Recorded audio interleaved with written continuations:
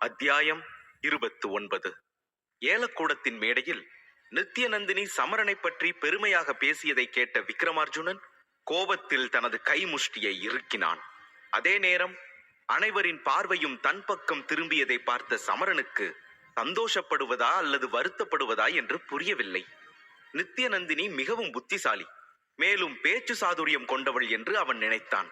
அவள் சமரனை ஒரு எடுத்துக்காட்டாக பயன்படுத்தி மக்களுக்கு அமிர்ததாரா மீதான ஆர்வத்தை தூண்டிக் கொண்டிருந்தாள். சும்மா சொல்லக்கூடாது, இவ ரொம்ப புத்திசாலிதான். எவ்வளோ தந்திரமா என்ன வச்சே இந்த ஏலத்தோட விலையை அதிகமாக்க முயற்சி பண்றா. இந்த அமிர்ததாரா பானத்தினாலதான் என்னோட சக்தி இவ்வளோ சீக்கிரமா அதிகமாயிடுச்சுன்னு சொல்லிட்டா. அது ஒரு விதத்துல உண்மைதான். ஆனா என்னோட சக்தி இவ்வளோ சீக்கிரம் அதிகரிச்சதுக்கு முக்கியமான காரணம் என்னோட கடுமையான உழைப்பும் விடாமுயற்சியும் தான். ஆனா அதை என்னால இப்போ சொல்ல கூட முடியாது. அதை நினைச்சு நான் வருத்தப்படுறதா இல்ல என்ன ஒரு உதாரணமா காட்டுறதுனாலதான் இதோட விலை அதிகமாகுது, நாம எதிர்பார்க்கிற நாணயங்கள் கிடைக்க போகுதுன்னு நினைச்சு சந்தோஷப்படுறதா, ஒன்னும் புரியல. இவ சொல்றத உண்மைன்னு ஒத்துக்கிட்டா அமிர்ததாரா பானத்தினாலதான் என் சக்தி அதிகமாயிடுச்சுன்னு நானே ஒத்துக்கிற மாதிரி ஆயிடும்.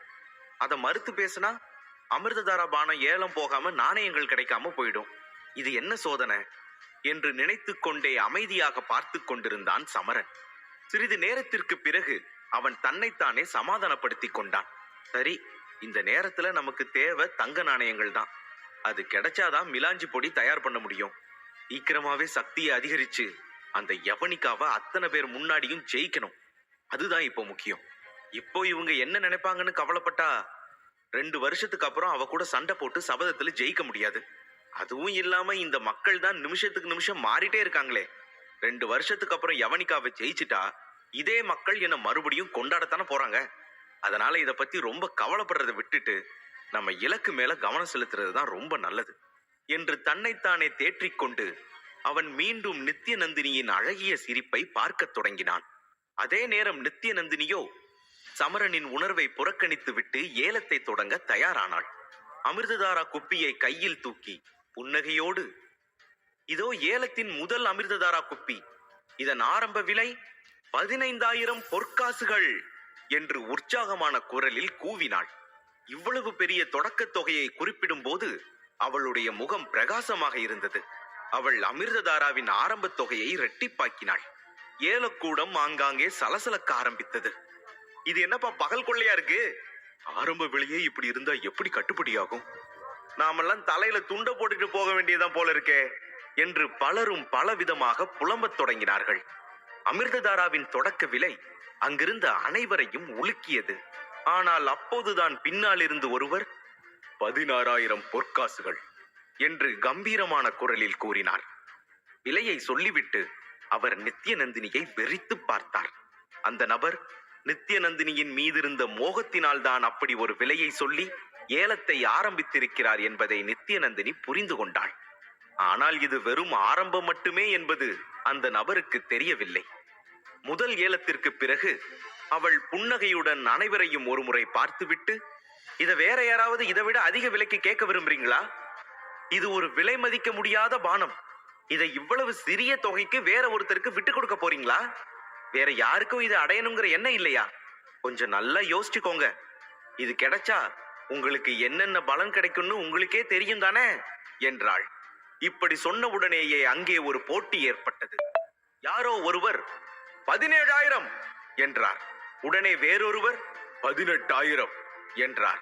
அதைத் தொடர்ந்து 19,000 என்றார் வேறொரு நபர். படபடவென ஏலத்தொகை உயர்ந்ததை கேட்டு அனைவரும் ஆச்சரியப்பட்டார்கள். அதிலும் மிகவும் ஆச்சரியப்பட்டது முதலில் ஏலம் கேட்ட அந்த நபர்தான். அவர் மேலும் ஏலத்தொகையை ஏற்றுவது சரியென நினைக்கவில்லை. ஏலத்தொகை உயர்ந்து கொண்டே போனதைக் கண்டு சமரன் மிகவும் ஆச்சரியப்பட்டான். ஏலம் இப்படி கோலாகலமாக தொடங்கும் என்று அவன் நினைத்து கூட பார்க்கவில்லை. பரவாயில்லையே, ஏலம் நாம நினைச்சதை விட ரொம்ப நல்லாதான் போகுது. நித்யநந்தினி ஈமாவாகினி பகுதியோட மூளை முடுக்கெல்லாம் சொல்லி விட்டுருப்பா போலையே. எல்லாரும் செல்வந்தர்களா தான் இருக்காங்க. அநேகமா அவங்க நாணயத்தை பத்தி கவலைப்படாம இதை அதிக விலைக்கு ஏலத்துல எடுப்பாங்க போலதான் தெரியுது. நான் எதிர்பார்த்த தொகை கிடைச்சா எனக்கு அதுவே போதும் என்று நினைத்து மகிழ்ச்சி அடைந்தான் சமரன். பேசாம நித்யநந்தினி என்கிட்ட கேட்டுக்கிட்ட மாதிரி 2 நாள் இங்கேயே தங்கிட வேண்டியதுதான். இது வரைக்கும் பலம் வாய்ந்த வம்சத்துக்காரங்க யாரும் ஏலத்தை ஆரம்பிக்கல. சின்ன சின்ன வணிகர்கள் தான் ஆரம்பிச்சிருக்காங்க. இன்னும் அவங்களும் கேட்க ஆரம்பிச்சிட்டா இதை விட நல்லா இருக்கும்னு தோணுது. பொறுத்திருந்து தான் பார்க்கணும் என்று நினைத்தான். ஏலம் தொடங்கி அரை மணி நேரம் கழித்து அமிர்ததாராவின் முதல் குப்பி இறுதியாக விற்று தீர்ந்து விட்டது. ஏலத்தின் முதல் குப்பியை பெற்ற பிறகு வாங்கியவரின் முகத்தில் ஒரு பெரிய புன்னகை இருந்தது. சமரன் ஆச்சரியத்தின் உச்சத்தில் இருந்தான். அடேங்கப்பா, இந்த பொண்ணை சும்மா சொல்லக்கூடாது. ஒரு குப்பியோட தயாரிப்பு விலை வெறும் 1000 பொற்காசுகள் தான். ஆனா இந்த பொண்ணு சாமர்த்தியமா பேசி 47,000 தங்க நாணயங்களுக்கு வித்துட்டாளே. விட்டா வானம் கூட என்னதுதான் சொல்லி ஏலத்துக்கு கொடுத்துருவா போல இருக்கே. இவளோட பேச்சு திறமைக்கு ஈடே இல்ல. இது எப்படியோ நமக்கு தேவையான காசு கிடைச்சா நல்லது தானே. ஆனா இதுக்கெல்லாம் வர்ணமித்திரருக்கு தான் நன்றி சொல்லணும். அவர் மட்டும் என் வாழ்க்கையில வராம இருந்திருந்தா அமிர்ததாராவை பயன்படுத்தி இந்த அளவுக்கு வெற்றி அடைஞ்சிருக்க முடியாது என்று நினைத்து மனதார அவருக்கு நன்றி தெரிவித்துக் கொண்டிருந்தான். அதே சமயம் மேடையில் நின்ற நித்யநந்தினியும் முதல் ஏலத்தில் மிகவும் மகிழ்ச்சியாக இருந்தாள். அவள் நிம்மதி பெருமூச்சுடன் மனதுக்குள், முதல் குப்பியே நல்ல விலைக்கு ஏலம் போயிருக்கு. முகம் தெரியாத அந்த மருத்துவருக்கு மட்டும் இந்த விஷயம் தெரிஞ்சா இந்த தொகையால அவர் ரொம்ப சந்தோஷப்படுவாரு. அவருக்கு ஏன் மேலையும் நல்ல நம்பிக்கை வரும்.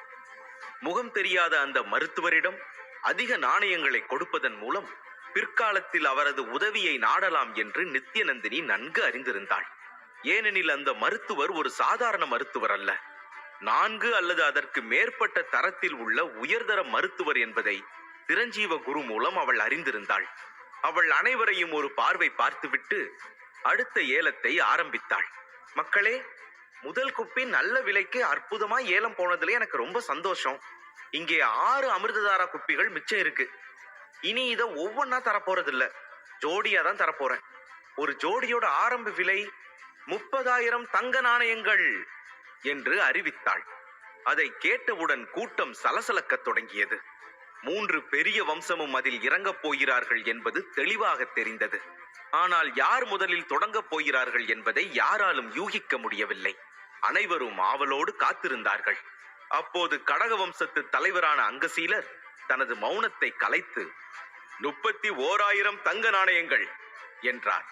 அதை கேட்டவுடன் சாம்புக வம்சத்தை சேர்ந்த மகிழ்வாணர், என்ன அங்கசீலரே, போன முறை நடந்த ஏலத்துல அதிக விலை கொடுத்து 2வது நிலை நுட்பத்தை வாங்கினியே, அதோட உன்னோட வம்சமே திவாலா இருக்குன்னு நினைச்சேன். ஆனா இப்ப பார்த்தா ரொம்ப தைரியமா எல்லாருக்கும் முன்னால 31,000 காசுகளுக்கு ஏலம் கேக்குறியே. நிஜமாவே உன்கிட்ட அவ்வளவு காசு இருக்கா, இல்ல சும்மா நீ பாட்டுக்கு அடிச்சு விடுறியா என்று கேலி செய்தார். இதை கேட்ட அங்கசீலர் கோபத்துடன் மகிழ்வாணரை முறைத்தார். ஆனால் மறுமொழி ஏதும் சொல்லவில்லை. அவரது கண்கள் மேடையில் வைக்கப்பட்டிருந்த அமிர்ததாரா குப்பிகளின் மீதுதான் பதிந்திருந்தது. சிரித்துக்கொண்டே மகிழ்வாணர் ஏலத்தை தொடர்ந்தார். 35,000 தங்க நாணயங்கள் என்று கம்பீரமாக கூறினார். இதற்கு பிறகு இரு தரப்பினருக்கும் இடையே ஏலப்போர் தொடங்கி அரங்கமே களை கட்டியது. அங்கசீலர் 38,000 என்று ஏலத்தொகையை அதிகரிக்க மறுகணமே மகிழ்வாணர் சற்றும் யோசிக்காமல் 45,000 என்றார். அதைத் தொடர்ந்து அங்கசீலர் 50,000 என்று சொல்ல இதை கேட்டு அங்கிருந்தவர்கள் அனைவரும் அதிர்ச்சி அடைந்தனர். அதே நேரம் அங்கசீலரின் கைகளும் நடுங்க ஆரம்பித்தன. நெற்றியிலும் சுருக்கங்கள் தோன்றின. மகிழ்வாணர் சொன்னது உண்மைதான் என்பது அங்கசீலருக்கு நன்றாகவே தெரியும். 2ஆம் நிலை நுட்பத்தை பெறுவதற்காக அவர் தங்கள் வம்சத்தின் நிதியை போன முறையே கிட்டத்தட்ட தீர்த்து விட்டார். அதனால்தான் அமிர்ததாரா மீதான ஏலத்தை அதிகரிப்பது அவருக்கு கொஞ்சம் கடினமாக இருந்தது. 55,000 பொற்காசுகள் என்று மகிழ்வாணர் கத்தினார். ஆனால் தனது நிலையை பற்றி நன்றாக தெரிந்திருந்தும் மகிழ்வாணரிடம் தோற்றுவிடக் கூடாது என்பதற்காக அங்கசீலர் மேலும் தொகையை கூட்டி 56,000 என்றார். அங்கே கூடியிருந்த அனைவரும் இந்த கடுமையான ஏலப்போரை அமைதியாக பார்த்து கொண்டிருந்தனர். வேறு யாரிடமும் அவ்வளவு பணம் இல்லை என்பது அர்த்தமில்லை. உண்மையில் விஷயம் என்னவென்றால், இந்த சக்தி வாய்ந்த வம்சங்களுக்கு எதிராக யாரும் ஏலம் எடுக்க விரும்பவில்லை. எல்லாவற்றிற்கும் மேலாக 3 வம்சங்களிலும் மகாயோக தரவரிசை பெற்ற மக்கள் இருந்தனர். ஹீமாவாகினியில் பாதுகாப்பாக இருக்க நாணயங்கள் மட்டுமே போதாது என்பதை அவர்கள் நன்கு அறிந்திருந்தனர். அதனால்தான் அனைவரும் அமைதியாக ஏலத்தொகை அதிகரிப்பதை கவனித்துக் கொண்டிருந்தனர். அதே நேரம் மக்களில் பலர் ஏலக்கூடத்தின் மையத்தில் அமர்ந்திருக்கும் தாரகிய வம்சத்து மக்களை திரும்பி பார்த்தனர். ஏனென்றால் அதுவரை அவர்களிடமிருந்து ஒரு ஏலம் கூட வரவில்லை. ஏலத்தொகை 73,000 எட்டிய போது ஏலத்தை நிறுத்தினார் அங்கசீலர். அவருடைய நிதி நிலைமை அவ்வளவு நன்றாக இல்லை என்பதை நினைத்து அமைதியாக அமர்ந்திருந்தார். அவர் அமைதியாக அமர்ந்திருப்பதை பார்த்ததும் மகிழ்வாணர் முகத்தில் ஒரு வெற்றி புன்னகை தோன்றியது. இந்த புன்னகையால் அவர் முகம் முழுவதும் மலர்ந்தது. இதை பார்த்த நித்யநந்தினியும் ஆனந்தமாக சிரித்துக் கொண்டிருந்தாள். ஏனென்றால் இரு வம்சத்தவர்களுக்கும் நடுவே நடக்கும் கௌரவ போரில் சக்கரநந்த ஏலக்கூடம் தான் அதிக லாபம் அடைந்து கொண்டிருந்தது. கடைசியாக யாரும் ஏலம் எடுக்க முன்வராததால் சிறிய சுத்தியலால் மேசையை 3 முறை தட்டி சாம்புக வம்சம் வெற்றி பெற்றதாக அறிவிக்க நினைத்தாள். 2 முறை தட்டிய போது திடீரென்று தாரகிய வம்சத்தை சேர்ந்த ஒருவர் உரத்த குரலில் 75,000 தங்க நாணயங்கள் என்றார். அந்த குரல் தாரகிய வம்சத்தின் தலைவர் மன்னர் அருணேந்திரரின் குரல்தான் என்பது தெளிவாக தெரிந்தது. ஆனால் அதை கேட்டவுடன் அங்கசீலருக்கு மிகவும் கோபம் வந்துவிட்டது. கடந்த ஏலத்துல மட்டும் இந்த மன்னர் ஏலத்தொகை அதிகரிக்காம இருந்திருந்தா இன்னைக்கு நம்ம வம்சத்தோட நிதி நிலைமை இந்த அளவுக்கு மோசமா இருந்திருக்காது. ஏலத்தை ஏத்தி விட்டு என்னோட நிதி நிலைமைய பாழாக்குனது இந்த ஆளுதான். இவன் மறுபடியும் ஆரம்பிச்சிட்டானா என்று நினைத்து கோபப்பட்டார். மேலும் மேடையில் நின்றிருந்த நித்யநந்தினியும் கூட மன்னரின் பேச்சால் அதிர்ச்சி அடைந்தாள்.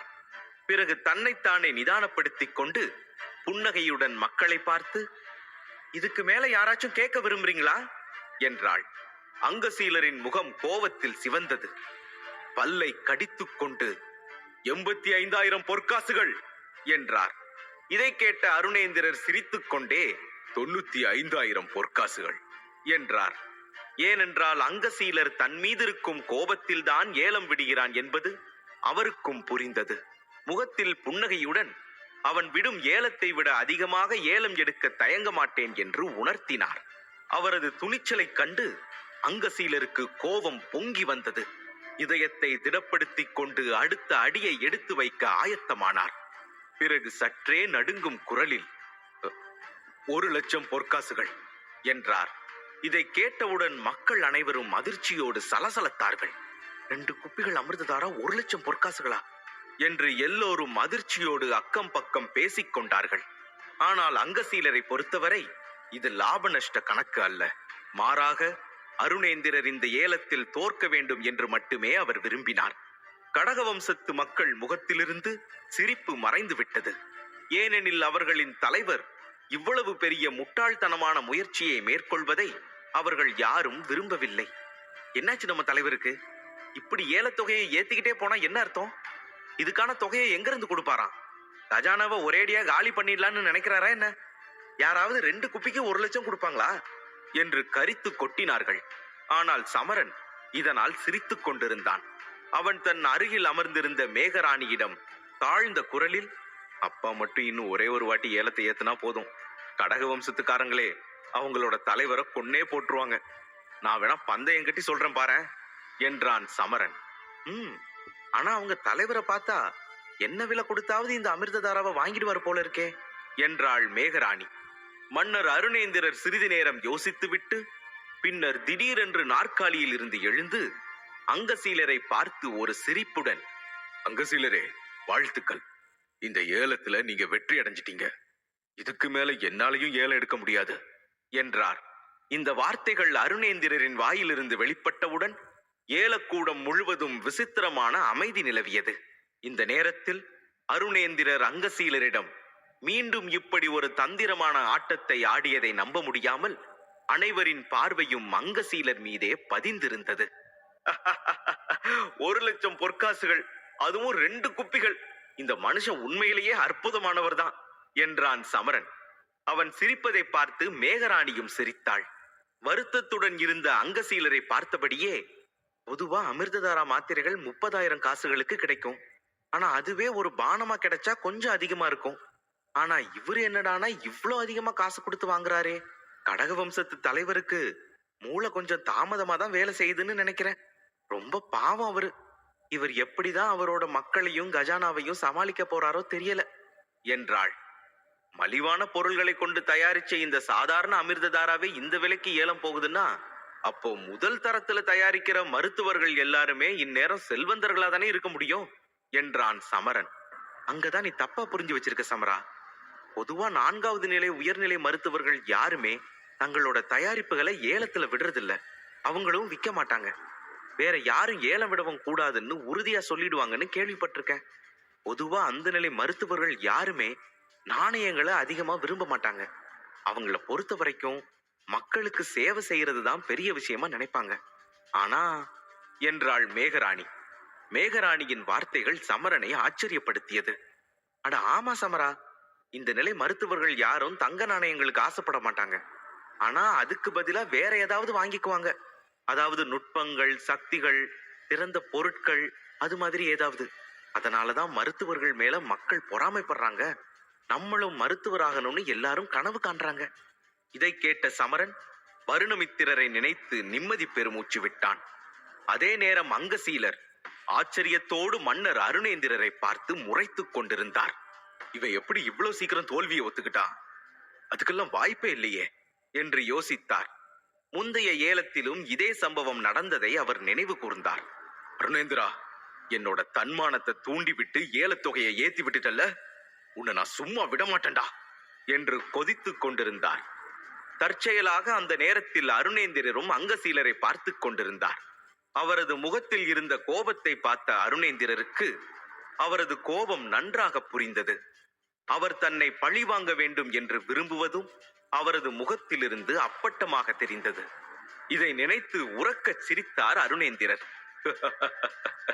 அங்கசீலரே, நீ வாயை துறக்காமலேயே உன் மனசுல நினைக்கிறத என்னால நல்லா கேட்க முடியுது. என்ன பழி வாங்குற எண்ணத்தை விட்டுட்டா உனக்கு நல்லது. அதை விட்டுட்டு இப்படி உன் வம்சத்தோட கஜானாவை காலி செய்யறதுனால உனக்கு எதுவும் கிடைக்காது என்று நினைத்து கொண்டார். அதன் பிறகு அவர் நித்யநந்தினியை திரும்பி பார்த்து, அம்மாடி நித்யநந்தினி, கடைசி 2 குப்பிகளையும் இப்ப நீ ஏலம் விடலாம் என்றார். அதை கேட்டு அவள் சிரித்துக் கொண்டே தலையை ஆட்டினாள். அப்போது அவள் கடைசி 2 அமிர்ததாரா குப்பிகளை தன் கைகளில் உயர்த்தி, நண்பர்களே, இவைதான் இன்றைய ஏலத்தின் கடைசி 2 குப்பிகள். அமிர்ததாரா நிரப்பப்பட்ட இந்த குப்பிகளின் ஏலம் தொடங்குகிறது. இதன் ஆரம்ப விலை 30,000 தங்க நாணயங்கள் என்று சத்தமாக கூறினாள்.